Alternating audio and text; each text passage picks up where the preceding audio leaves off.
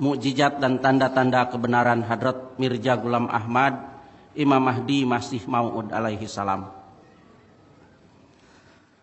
Sidang jalsa yang berbahagia, Nabi bersabda, yusiku man asa minkum ayul qa'i sabnu maryama imama mahdian wa hakaman adalan wa yaksiru solib wa yaktulunal hinjir. 1436 tahun silam, baginda Nabi Muhammad SAW bernubuat sebagaimana dalam hadis yang barusan saya bacakan. Sudah dekat masanya siapa yang dipanjangkan umurnya di antara kamu akan berjumpa dengan Isa ibnu Maryam, Imam Mahdi, hakaman adalan. Ia akan memecahkan salib dan membunuh babi. Diriwayatkan oleh Musnad Ahmad bin Hambal jilid 2 halaman 156. Dan dalam hadis lain Rasulullah bersabda, demi Allah yang diri saya berada di tangannya, sungguh Isa bin Maryam benar-benar akan turun di antara kamu sekalian sebagai hakim yang adil. Kemudian akan mematahkan salib, membunuh babi, menghabisi peperangan, dan melimpahlah harta benda. Hadis riwayat Bukhari dan Muslim. Di tanah air, alim ulama yang tergabung dalam Nahdlatul Ulama dan Muhammadiyah sama-sama meyakini kelak pada akhir zaman akan turun Nabi Isa ibnu Maryam alaihi salam. Ulama-ulama yang tergabung dalam NU mengatakan, kita wajib berkeyakinan bahwa Nabi Isa itu akan diturunkan kembali pada akhir zaman nanti sebagai Nabi dan Rasul yang melaksanakan syariat Nabi Muhammad Sallallahu Alaihi Wasallam. Dan hal itu tidak berarti menghalangi Nabi Muhammad sebagai Nabi yang terakhir, sebab Nabi Isa hanya akan melaksanakan syariat Nabi Muhammad Sallallahu Alaihi Wasallam, sedangkan mazhab 4 pada waktu itu hapus, tidak berlaku. Ini di dalam kitab Ahkam Al-Fuqaha edisi 2007 halaman 47-48. Sedangkan para ulama yang tergabung di dalam Muhammadiyah mengatakan tentang kedatangan Tuhan Yesus ke dunia kembali, memang rata-rata kaum muslimin mempercayainya. Hal kepercayaan muslimin tentang kedatangan Yesus ke dunia lagi itu demikianlah. Sungguh baginda Nabi Isa akan turun ke dunia lagi pada akhir zaman, dan beliau itu akan menghukum dengan syariat Nabi Muhammad SAW, tidak dengan syariatnya. Karena syariat Yesus itu telah terhapus sebab sudah berlalunya waktu yang sesuai untuk menjalankannya. Maka kedatangan Yesus itu nanti menjadi sebagai khalifah atau pengganti Nabi kita di dalam menjalankan syariat baginda Nabi kita Muhammad SAW pada ini umat. Ini di dalam majalah Windon nomor Mutiara, Majelis Habib Muhammadiyah, Taman Pustaka, Februari 1940, halaman 3234. 125 tahun silam, tepatnya pada tahun 1890, seorang bernama Mirza Ghulam Ahmad berasal dari dusun terpencil tak dikenal Kadian, India, memproklamirkan diri bahwa ia adalah Al-Masih dan Al-Mahdi yang dijanjikan. Beliau mengatakan, maka akulah sesungguhnya Al-Masih yang dijanjikan itu. Ini di dalam Bahteranu halaman 22. Demi Allah, saya bersumpah, saya adalah Masih Maud atau Al-Masih yang dijanjikan, dan sayalah orang yang dijanjikan oleh para nabi. Ini di dalam kitab beliau Dafi'ul Bala halaman 18. Sesungguhnya Allah telah menjadikanku majhar atau penampakan bagi seluruh nabi, dan dinisbatkan Allah kepadaku nama-nama mereka. Saya Adam, saya Sid, saya Nuh, saya Ibrahim, saya Ishak, saya Ismail, saya Yakub, saya Yusuf, saya Isa, saya Musa, saya Daud, dan saya adalah penampakan sempurna atau mazhar kamil dari Nabi Muhammad sallallahu alaihi wasallam. Artinya saya adalah bayangan Muhammad. Ini di dalam kitab Hakikat Al-Wahyu edisi 1934 halaman 72. Dan beliau berkata lagi, dan sungguh aku telah diutus pada awal abad ini yang diberkati Tuhan untuk menyatukan agama Islam dan menolak apa yang menyerang kitab Allah dan sebaik-baik manusia, dan memecah tongkat orang yang durhaka dan menegakkan dinding-dinding syariat. Serta aku telah menjelaskan dengan gamblang dan berulang-ulang kepada umat manusia, aku adalah Al-Masih dan Al-Mahdi yang dijanjikan. Ini pengakuan beliau di dalam I'jazul Masih halaman 8. Beliau juga mengemukakan misinya akan sukses dengan janji Allah, aku akan menyampaikan tabligmu sampai ke ujung-ujung dunia. Sebuah pernyataan yang mengherankan dari seorang lelaki yang pengikutnya waktu itu belum berjumlah 50-an. Jadi muridnya belum sampai 50, tapi beliau mengemukakan, mendapatkan ilham bahwa misinya akan sukses, akan disampaikan ke seluruh penjuru dunia. Pengakuan Hadrat Mirza Ghulam Ahmad sebagai Al-Masih dan Al-Mahdi yang dijanjikan menimbulkan kegaduhan di kalangan masyarakat. Sebagian menyambut dengan beriman dan membaktikan diri sepenuhnya. Sebagian bangkit menentang dengan topan perlawanan yang sesengit-sengitnya. Sebagian yang beriman dan membaktikan diri termasuk bapak-bapak dan ibu-ibu sekalian. Di antara mereka ada yang menantang, ada yang meminta tanda mujizat sebagaimana lazim diperlihatkan para nabi utusan Allah umumnya. Dalam pandangan masyarakat Islam, kebenaran seorang nabi memang selalu diidentikan dengan adanya mujizat. Nabi Isa, mujizatnya yang terkenal antara lain menyembuhkan orang buta, menyembuhkan orang yang berpenyakit kusta, menghidupkan orang mati, dan menciptakan makhluk yang menyerupai burung. Itu di dalam surat Al-Imran ayat 50. Nabi Musa, mujizatnya yang terkenal antara lain mengubah tongkat menjadi seekor ular dan menelan ular-ular para penyihir. Itu di dalam surat 7 ayat 108 dan 118. Dan dengan memukulkan tongkat, lautan terbelah, tersibak menjadi tahar kering. Itu di dalam surat Asy-Syu'ara ayat 26, surat 26 ayat 64.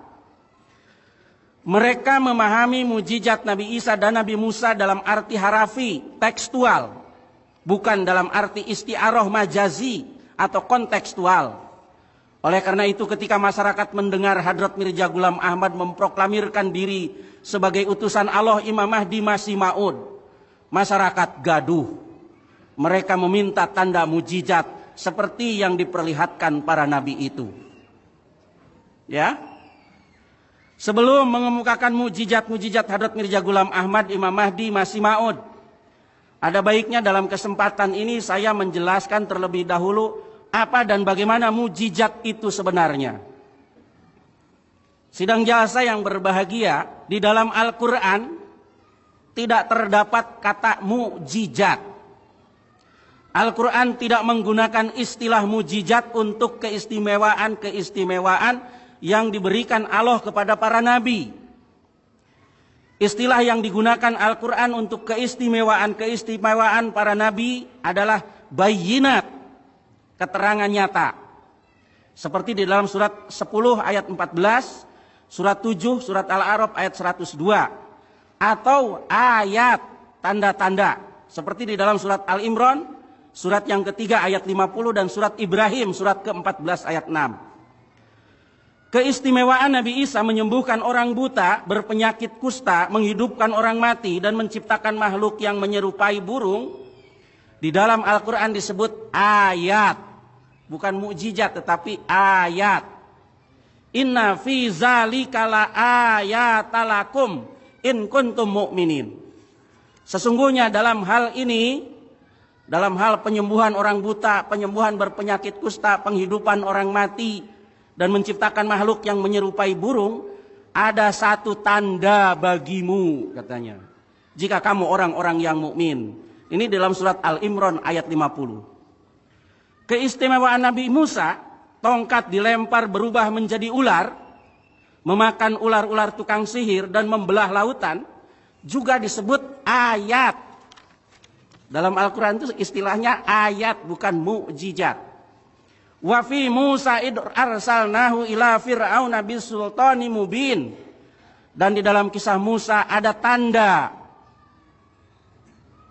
ketika kami mengirim dia kepada Fir'aun dengan dalil yang terang. Surat 51 ayat 39. Inna fi zalika la ayatil likulli sabarin sakur. Sesungguhnya dalam hal itu ada tanda-tanda bagi orang-orang yang bersabar dan bersyukur.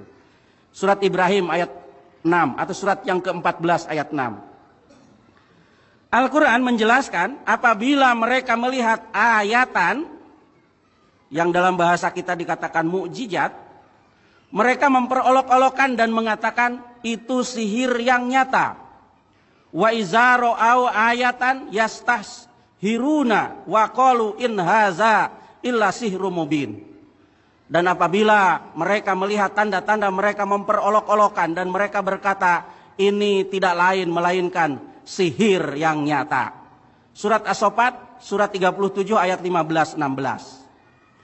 Istilah mukjizat adalah istilah yang digunakan para ulama mutaakhirin untuk menyebut keistimewaan para nabi. Jadi kalau di dalam Al-Quran istilah mukjizat tidak digunakan, yang digunakan adalah ayat. Istilah mukjizat adalah istilah yang digunakan para ulama mutaakhirin. Imam Jalaluddin Abdurrahman As-Suyuti rahmatullah alaihi berkata, al-mu'jizatu amrun khariqun lil adati ala wafqit tahoda. Mukjizat adalah sesuatu yang luar biasa yang terjadi menurut seruan orang-orang yang berdakwah itu. Ini di dalam kitab Usuluddin halaman 7. Dan beliau berkata lagi, mukjizat ialah sesuatu yang luar biasa yang disertai dengan seruan dan yang tidak dapat dilawan. Itu menurut Imam Jalaluddin Abdurrahman As-Suyuti. Menurut para ulama mukjizat itu ada dua macam. Mukjizat yang berhubungan dengan benda-benda dan mukjizat yang berhubungan dengan akal dan ilmu pengetahuan. Ya, mukjizat ada yang berhubungan dengan benda-benda dan ada yang berhubungan dengan akal dan ilmu pengetahuan. Imam Abdurrahman As-Suyuti mengatakan mukjizat itu terbagi dua. Satu, mukjizat yang berhubungan dengan perkara-perkara yang dapat diketahui dengan panca indera, dengan mata. Dua, mukjizat yang berhubungan dengan akal dan ilmu pengetahuan. Oleh karena Bani Israel adalah suatu kaum yang kurang akal dan kurang ilmu pengetahuan, maka kebanyakan mukjizat yang telah diberikan kepada mereka itu ialah yang dapat diketahui dengan panca indera. Tongkat berubah jadi ular, orang mati berubah menjadi orang hidup.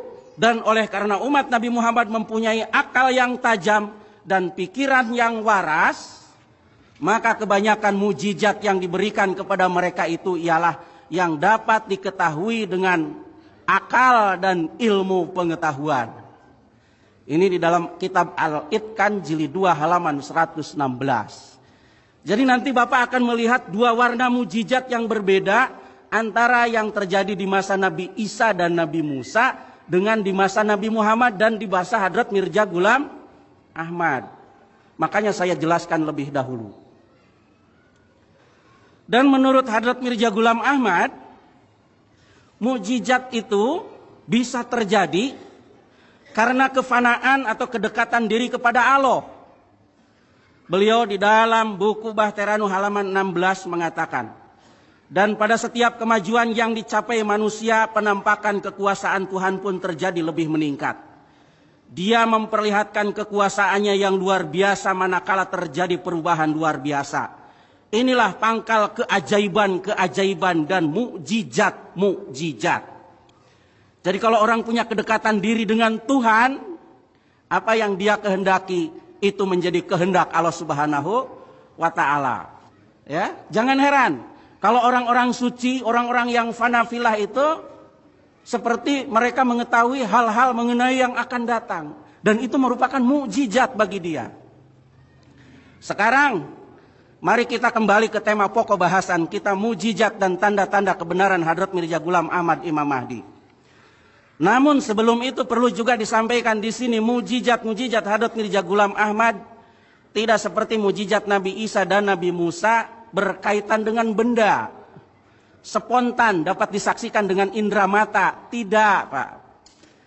Ya, mukjizat Hadrat Mirza Ghulam Ahmad Imam Mahdi Masih Maud mirip dengan mukjizat Nabi Muhammad, berkaitan dengan akal dan ilmu, menampilkan kabar-kabar gaib, nubuah yang hanya dapat disaksikan dengan indera akal dan ilmu pengetahuan.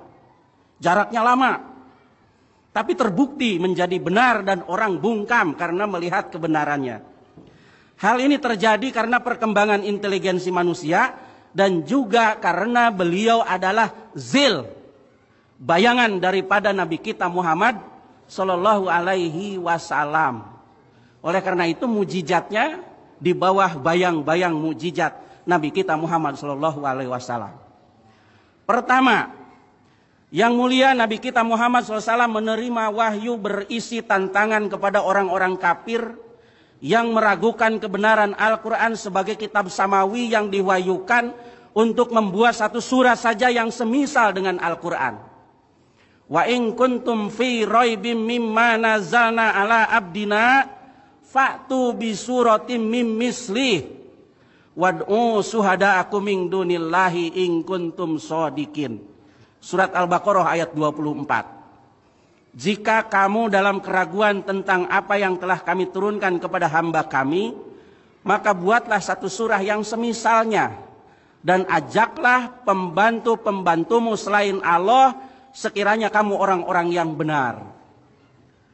Sejak tantangan itu dilontarkan, semasa hidup Nabi kita Muhammad, sesudahnya, bahkan hingga masa sekarang kita ini, tidak ada seorang pun dari orang-orang kafir yang meragukan kebenaran Al-Quran tampil menjawab tantangan tersebut. Mereka terdiam bisu, mereka bungkam seribu bahasa. Mereka seperti diilustrasikan hanya berkata, ini tidak lain melainkan sihir yang nyata. Ini tidak lain melainkan seorang laki-laki yang hendak berusaha menghalangi kamu dari orang-orang dari apa yang disembah oleh bapak-bapakmu. Ini dalam Al-Quran surat Saba ayat 34, surat As-Saba itu surat 34 ayat 44. Tidak adanya seorang pun yang tampil menjawab tantangan baginda Nabi kita Muhammad SAW membuat kitab semisal satu surah Al-Quran saja, itu menunjukkan bahwa Al-Quran adalah mukjizat terbesar baginda Nabi kita Muhammad Sallallahu Alaihi Wasallam. Dan umat Islam pun yakin Al-Quran adalah mukjizat terbesar Nabi kita Muhammad Sallallahu Alaihi Wasallam. Itu mukjizat yang berkaitan dengan akal dan ilmu pengetahuan. Jadi tidak seperti di masa Nabi Musa dan Nabi Isa, orang mati nampak menjadi orang hidup, tidak. Sekarang bagaimana Hadrat Mirza Ghulam Ahmad? Beliau menulis sebuah buku dalam bahasa Arab berjudul I'jazul Masih. Buku tersebut berisi tafsir Al-Quran surat Al-Fatihah. Buku tersebut dipresentasikan oleh beliau untuk menanggapi orang-orang yang menganggap beliau bodoh dan tuna ilmu pengetahuan. Beliau mengemukakan bahasa Arab dan tafsir yang terkandung dalam I'jazul Masih berasal dari daya Allah pemilik kemuliaan. Bahasa Arabnya sangat baligh, fasih, malih, dan oleh karena itu buku itu diberi nama I'jazul Masih, mukjizat-mukjizat Al-Masih. Ini tercatat ditulis oleh beliau di dalam buku I'jazul Masih halaman koper, halaman judul. Mengenai kekuatan dalil-dalil dan ketajaman penanya dalam I'jazul Masih, beliau berkata, dan demikianlah Allah menghendaki untuk kami di zaman ini agar kami memecahkan tongkat kepalsuan dengan dalil.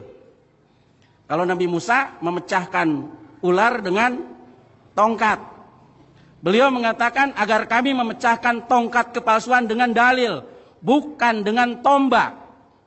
Maka dia mengutusku dengan ayat-ayat, bukan dengan pedang yang tajam. Dan dia menjadikan penaku dan kata-kataku sebagai sumber makrifat dan kecaman. Dan dia tidak memberikan pedang dan tombak kepadaku. Dan dia menegakkan dalil dan keterangan yang menempati kedudukan senjata tersebut.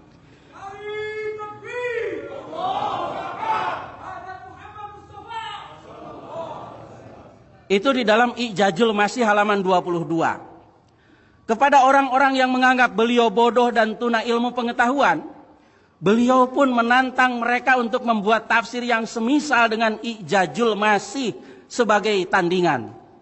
Beliau berkata, jika kalian mengingkari mukjizatku dan menyerangku sebagaimana penyerang, dan kalian menyangka bahwa kalian telah diberi ilmu Quran dan sastra yang memukau, marilah, kata beliau, kita ajak pahlawan kami dan pahlawan kalian, ulama kami dan ulama kalian. Kemudian kita duduk berhadap-hadapan sambil menulis tafsir satu surat dengan spontan, mandiri tanpa minta bantuan. I'jazul Masih halaman 2324. Tidak seorang pun tampil menghadapi tantangan beliau itu. Mereka yang mengaku dirinya guru Al-Quran dan ahli ma'rifat Quran menolak untuk menulis tafsir menandingi tafsir yang beliau tulis dalam I'jazul Masih. Sampai hari ini, Pak, Hadrat Mirza Ghulam Ahmad memang sudah meramalkan orang-orang yang selama ini menganggap beliau bodoh, tuna ilmu pengetahuan, tidak akan sanggup menulis tafsir Sab'ul Masani, 7 ayat yang diulang-ulang di dalam surat Al-Fatihah. Beliau mengatakan, wa man kana yaz'amu nafsahu annahu huwal alimu rabbani falaisa alaihi ba'azizi ayyaktuba tafsirosab ilmasani ma'ari ayati milhil adabi wasawarodil ma'ani. Dan siapa saja yang merasa dirinya seorang alim dalam ilmu ketuhanan, maka ia tidak akan mampu menulis tafsir Sab'ul Masani, 7 ayat yang selalu diulang-ulang dari surat Al-Fatihah, dengan menjaga kebagusan sastra dan bahasa yang menyimpang dari aturan. Jadi beliau sebelumnya sudah meramalkan, kalau tantangan beliau itu tidak akan ada satupun yang mampu menjawab tantangan beliau itu. Dalam pengantar bukunya beliau bahkan sudah mengatakan, fa innahu kitabun laisa lahu jawabun wa man qama lil jawabi wa tamarra fasaufa yara annahu tanaddama wa tadammar. Ini suatu kitab yang tidak akan dapat dijawab, dan barang siapa yang akan mulai menjawab dan akan memberanikan dirinya, maka ia akan malu dan akhirnya dia akan menyesal. I'jazul Masih halaman cover. Tidak adanya orang yang tampil menjawab tantangan beliau menunjukkan kitab I'jazul Masih adalah mukjizat yang terang benderang bagi kebenaran beliau. Kitab I'jazul Masih merupakan bayangan dari mukjizat Nabi kita Muhammad SAW yang besar, yang diperlihatkan untuk menyatakan kebenaran Al-Quran Majid dan kebenaran baginda Nabi kita Muhammad SAW. Benarlah apa yang dikatakan beliau, dan demikianlah Allah menghendaki untuk kami di zaman ini agar kami memecahkan tongkat kepalsuan dengan dalil, bukan dengan tombak. Maka dia mengutusku dengan ayat-ayat, bukan dengan pedang yang tajam. Dan dia menjadikan penaku dan kata-kataku sebagai sumber makrifat dan kecaman. Dan dia tidak memberikan pedang dan tombak kepadaku. Dan dia menegakkan dalil dan keterangan yang menempati kedudukan senjata tersebut. Ini mujizat pertama. Saya menampilkan 10 contoh mujizat di sini. Ya. Yang terakhir saja. Beliau mengemukakan sebuah kabar takut. Pada tahun 1902, beliau menerima kabar dari Tuhan bahwa daratan Hindustan akan dilanda wabah pes. Wabah taun. Dan beliau kemudian menulis buku namanya Bahteranu. Dan di dalam buku itu beliau mengajak orang-orang untuk berkehidupan suci. Dan siapa yang mau selamat dari malapetaka yang bakal terjadi wabah tahun tersebut, agar mereka naik ke dalam perahu yang beliau bangun, yaitu Jemaat Ahmadiyah. Arkabu fiha bismillahi majriha wa mursaha. Naiklah kamu sekalian ke dalam bahtera ini dengan menyebut nama Allah di waktu berlayar dan berlabuhnya. Tiada yang dapat melindungi hari ini dari takdir ilahi selain Allah yang Maha Penyayang. Dan beliau juga mengemukakan, ini uhafidu kullaman fidar. Beliau mengaku menerima wahyu, hanya orang-orang yang naik ke dalam bahtera itulah mereka yang akan diselamatkan. Tahun 1902, Hindustan dilanda malapetaka wabah tahun. Pemerintah berusaha untuk menyelamatkan masyarakat, tetapi ratusan ribu jiwa melayang karena bencana malapetaka wabah tahun tersebut. Hanya mereka yang bernaung di dalam rumah dan bahtera rohani yang dibangun oleh Hadrat Masih Maud-lah yang selamat. Ini adalah mukjizat. Sebab Imam Abdurrahman Jalaluddin As-Suyuti pun mengatakan sebuah nubuah kabar gaib itu juga merupakan mukjizat. Beliau menerima ilham lagi, ini muhinun man aroda ihanataka wa ini muinun man aroda i'anataka. Aku akan menolong, aku akan menghinakan siapa yang menghinakanmu dan aku akan menolong siapa yang menolongmu. Sekian. Assalamualaikum warahmatullahi wabarakatuh.